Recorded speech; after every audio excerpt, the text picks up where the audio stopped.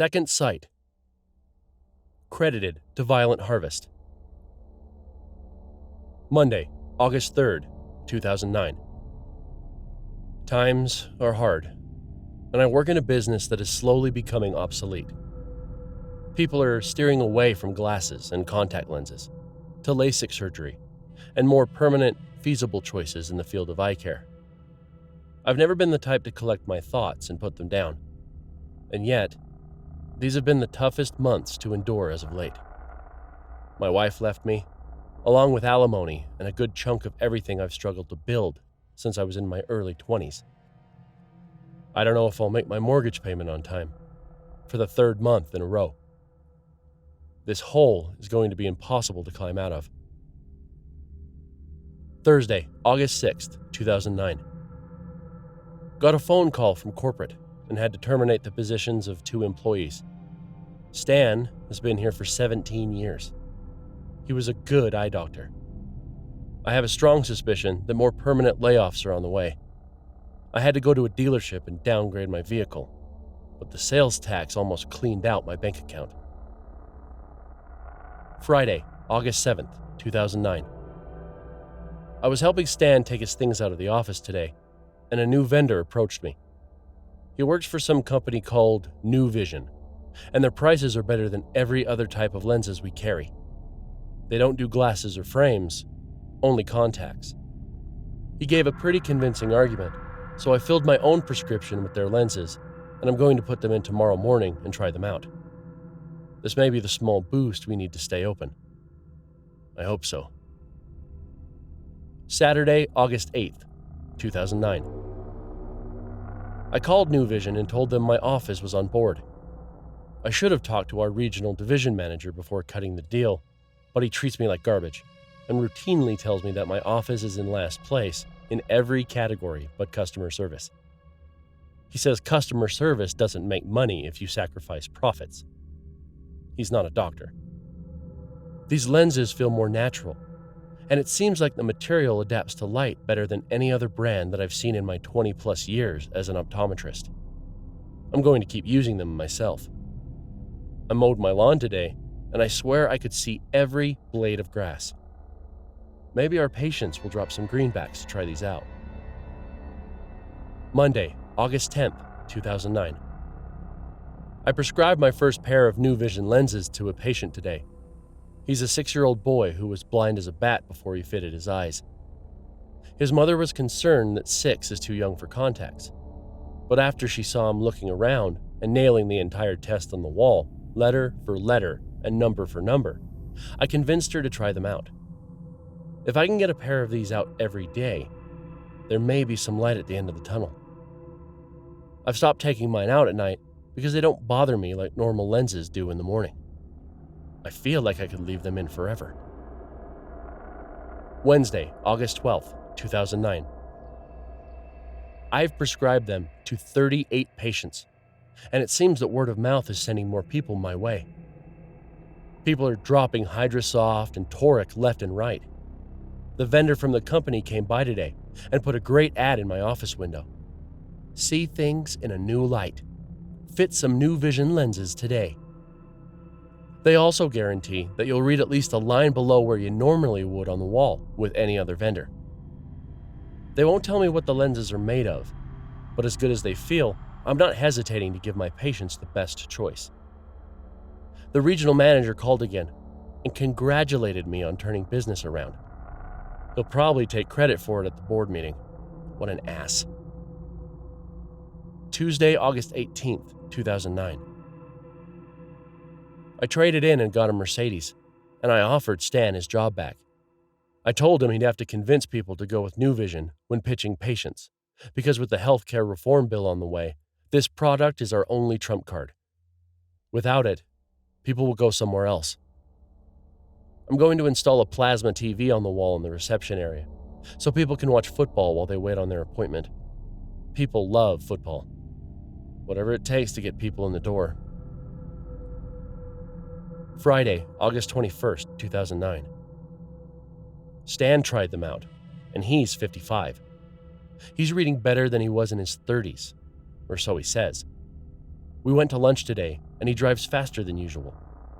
Maybe it's because he can see the road better. Saturday, August 22nd, 2009. I'm a little rattled.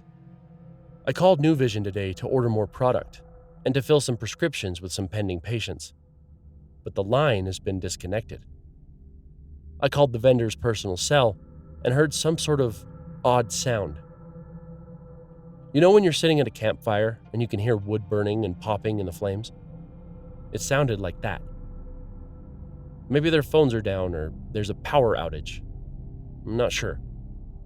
I'll call them on a regular business day. Sunday, August 23rd, 2009. I feel strange. I tried to go to Mass with my mother today. I try to go to church with her at least once a month. I walked through the front doors of the chapel and my vision started going blurry. The membranes around my eyes felt like they were going to burst open. I didn't bring my glasses, so I had to sit outside before we went to Sunday lunch. I think it was just a headache or a spasm or something. I'm not too worried about it. Tuesday, August 25th, 2009. I'm frightened. Something wrong happened today. I fitted a 13-year-old girl for contacts, and while I was looking into her dilated pupil, something appeared in the apparatus lens that hangs from the ceiling when I looked through it. It seemed like a bat, except its eyes were on fire, and it was getting closer and closer to my eye the longer that I stared into the scope. I looked away before it got too big. I think I've been working too much, and I may take a personal day. Stan is going to backfill my patients into his schedule. Wednesday, August 26th, 2009. I almost died today. I wish I would have. I went to the old house in New Haven that now belongs to my wife, thanks to the courts. On the way, I stopped at McDonald's, and the girl in the drive-thru window looked like she was going to kill me. Her eyes caught on fire and her teeth elongated, and her voice sounded like one of those mechanical larynx boxes that they give to people who smoke their throats into oblivion. My Big Mac was shaking in my hands, and I spilled that special sauce Thousand Island shit on my khakis. I looked down to wipe it away, and when I looked up at the road, the bat was on my windshield. It shattered and tried to claw my eyes out, and my eyebrows are gone. It singed them right off before I sped up and threw it out the window. My wife asked me if I was doing drugs when I showed up at the door with no eyebrows. All I wanted was my pair of shiny black shoes from the closet. I should never have to go back again. I saw her eyeing my car and my smashed windshield. I don't really care anymore. Wednesday, August 26th, 2009. It's almost midnight, and I tried to take my lenses out. They're not there anymore. I reached in to pull them off my cornea with my finger, and I poked myself straight in the eyeball. I've heard of lenses with high amounts of protein buildup dissolving into people's eyes, but I've worn these for less than a month. How can I still see if they're not in my eyes? For the first time in my life, I'm scared of something more than my ex-wife.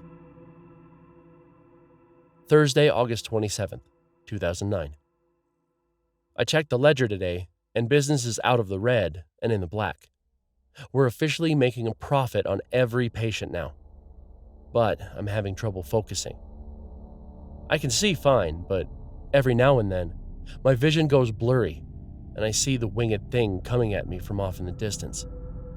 I tried going into the broom closet and just keeping my eyes open in the dark.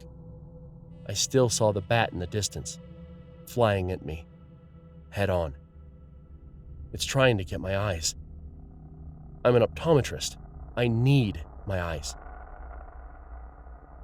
Friday, August 28th, 2009.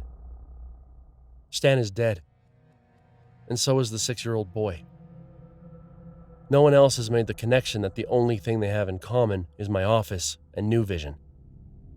They found Stan about a mile from work. His car caddy-cornered with the shoulder of the road. His hair was burned off, and he didn't have any eyebrows either. His eyes weren't missing. They were burned and melted into his eye sockets. I never got to ask him if he tried to take the lenses out. I have to call everyone and tell them to return their prescriptions and stick to Hydrosoft. I tried to call the vendor guy from New Vision. The line was popping and snapping again. The bat started coming at me, so I hung up. Monday, August 29th, 2009. 14 more patients are dead. I'd say that I would be looking at a lawsuit for my prescription records, but they haven't found any traces of any company named New Vision, or a brand of lenses by that name. The same thing happened to their eyes as mine. I've closed my office. Dr. Mendez and Associates will be closed until further notice due to illness, until I can find out what's happening. We're about to be in the red again, but something tells me that I won't be around much longer to worry about the fruition of my business and craft. I was going to retire in the next 5 years anyway. Tuesday, August 30th, 2009. My eyes are not red. My eyes are not bloodshot. There's this pink, fleshy, throbbing membrane of skin around my eyelids. It breathes. It copulates. And it pulses when I stare off in the distance for long periods of time.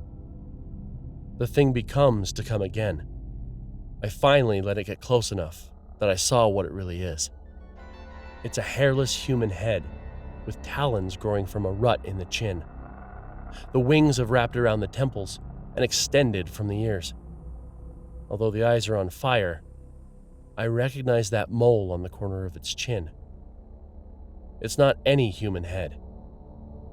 It's my head. Wednesday, August 31st, 2009. It came to me this morning and gave me a bottle of pills.